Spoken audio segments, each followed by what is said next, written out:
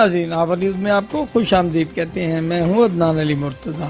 خبروں کا رخ کرتے ہیں ڈیرہ غازی خان ڈویژن کی طرف، جہاں سے ہمارے بیورو چیف کوٹ اردو ملک غلام عباس کی رپورٹ کے مطابق کمشنر ساجد ظفر ڈال نے ڈیرہ غازی خان ڈویژن میں گندم خریداری اور انسداد ڈینگی مہم میں پیش رفت رپورٹ طلب کر لی۔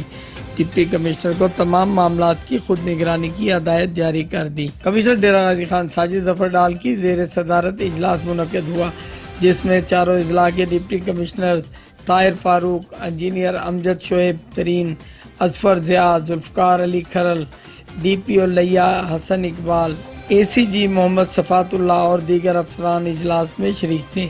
اجلاس میں گندم خریداری، انسداد ڈینگی مہم، ٹائیگر فورس اور دیگر اقدامات کا جائزہ لیا گیا۔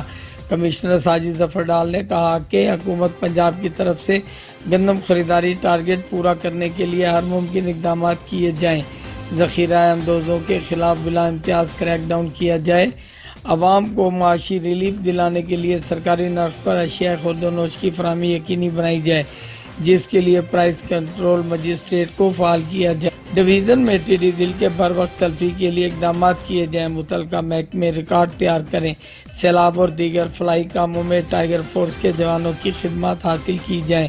اجلاس میں دیگر امور کا جائزہ لیا گیا۔